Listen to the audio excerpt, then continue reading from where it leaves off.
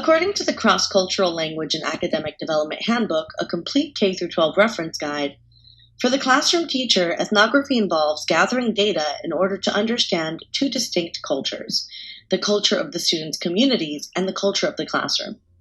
To understand the home and community environment, teachers may observe and participate in community life, interview community members, and visit students' homes. This type of study is key when establishing a culturally responsive classroom.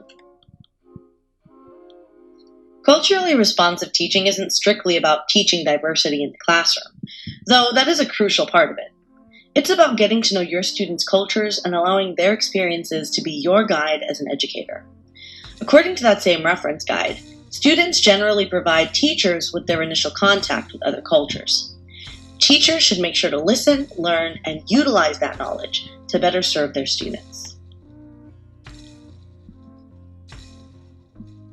One way I've really gotten to know my students is through Lunch Bunch. Connecting with students over a meal is an excellent way to build a natural relationship with your students, according to that same handbook. Teachers who are good listeners offer students time for conversation by lingering after school, opening a classroom during lunchtime. Simply having my door open made a huge difference in the number of students I was able to reach when school was in session. And while several of my students stayed to finish up work, a lot of them stayed behind to chat about life. I have learned so much from them.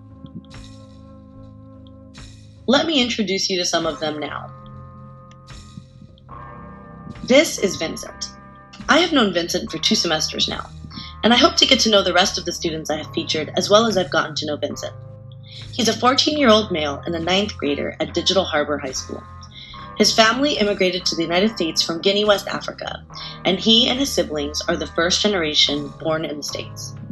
His favorite food is jollof rice, especially the way his mom makes it, and pepperoni pizza. I was able to connect with Vincent over my own love of jollof rice and my love of West African culture. His favorite color is green, and his favorite hoodie is army print. He very often tries to get away with wearing it in class, even though our school has a no hoodie policy. Vincent wants to be an engineer or an inventor when he grows up because he wants to help create things that will make the world a better place. He speaks French, the official language of Guinea, and English. Vincent is a very dedicated student. He is very kind and compassionate to those around him, probably because he comes from a low socioeconomic status background. I've seen him give his last soda to a student. His father is a mechanic who helped spark his interest in inventing and engineering. While his father has successfully instilled within Vincent the value of a good education, Vincent sometimes feels overwhelmed by the pressure of his father's high expectations of him. I got to know Vincent last semester when he wasn't my student. I often found him roaming the halls after school in search of something to do while waiting for his father to pick him up. I commissioned his help filing some old papers and was sure to pay him in digital dollars, our school's currency. Vincent was drawn to the piece of kente cloth I had hanging in my classroom, and we bonded over its story. The piece was handmade in Ghana and was one of 3 pieces made for my best friend's dowry. On our first meeting, I learned a lot about Vincent and his culture. Getting to know about Vincent's culture through pure and honest conversation has given me insight into how to best support Vincent on his educational journey. As emphasized in preparing for culturally responsive teaching, culturally relevant teaching starts by the teacher getting to know students on a personal level, building teaching around the students' interests when possible, and showcasing the talents of students and using those student gifts as the teaching tool. Because Vincent is academically advanced and takes pride in being helpful, I would often use him as an assistant when students need extra help. I was also sure to check in on him from time to time to make sure he wasn't overwhelming himself with extracurricular activities. This is Zion. They are a 14-year-old gender non-binary student and a 9th grader at Digital Harbor High School. Their families lived in Baltimore for as long as they can remember.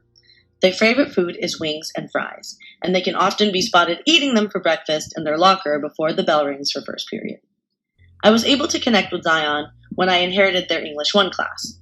Their favorite color is blue, but they like wearing colorful clothing. Zion wants to be a journalist because they want to raise people's attention to the issues that matter. They speak English, but they want to learn more languages so they can travel around the world. Zion is a spiritual person who does not believe in the Judeo-Christian God, but they grew up Baptist. One of the reasons they want to be a journalist is to call attention to the mistreatment of the LGBTQ community, especially within Black culture. This is Carla. She is a 14-year-old female student and a 9th grader at Digital Harbor High School. Her family's from Mexico City, Mexico, the country's capital. They immigrated here when Carla was just 2 years old, but Carla loves her culture. Her favorite food is tamales y atole, but she also enjoys American food. Carla was in my strategic reading class last year and is now in my English 1 class. She suffers from depression, and sometimes she experiences a lack of motivation to complete her work. She reads on grade level and is a very bright student who easily outperforms her classmates when she is motivated to. Her favorite color is purple and black. Carla isn't sure what she wants to do later in life, but she says whatever it is needs to be a high-paying job so she can help her family. She is sure she is going to be the first person in her family to graduate from college. She comes from a low socioeconomic status background and wants to help her family build generational wealth. Carla speaks English and Spanish. This is Samuel. He is a 14-year-old male student and a 9th grader at Digital Harbor High School. His family is from Eritrea, East Africa.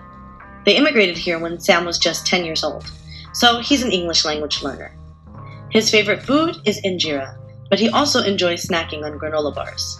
Samuel is in my English 1 class, and he often stays after school to help me clean up my classroom.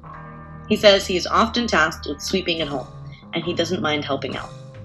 His favorite color is blue. Samuel wants to be a doctor so he can help people who are sick. He also wants to travel and help people. Sam speaks Tigray, English, and some Arabic, and he wants to learn Spanish. He is Muslim, so making sure I am aware of when he is doing ritual fasts is important, as this will help me be responsive to his needs as a student. Samuel sometimes feels overwhelmed by the weight of cultural expectations, and this manifests in a sort of perfectionism. He often asks to redo assignments when he has marked down a few points, and I can tell that it gives him anxiety.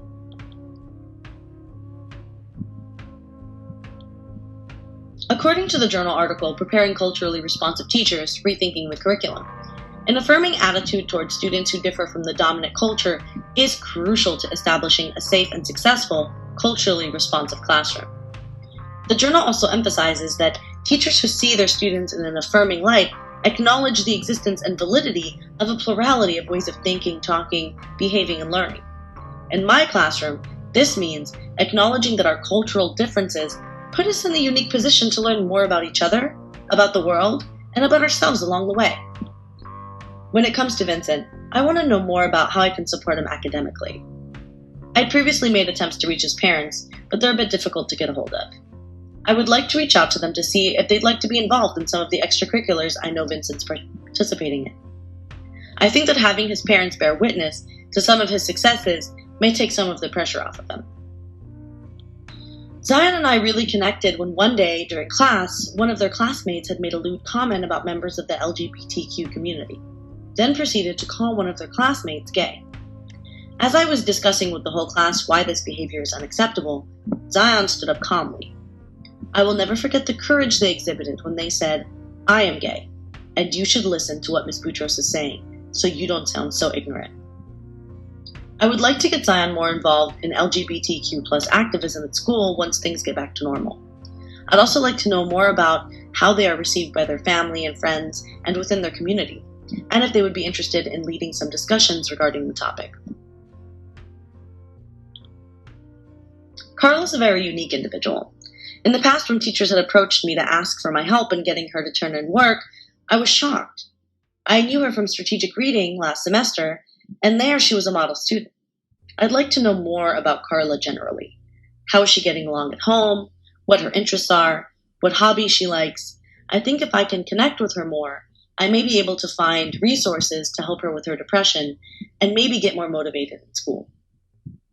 In order to best help Samuel, I'd like to know more about how I can support him academically, and I'd like to know more about why his family immigrated here, and more about his story in general. Some things I would like to know about all of my students is how academically supported they are at home. Growing up in a household with illiterate adults, I often depended on school supports like after school programs and lunch tutoring. While having academic supports at home is great, I don't believe that it is a prerequisite for doing well academically. If I can get a feel for how many students need additional support, I may be able to set up some sort of after-school tutoring program aside from regular coach class.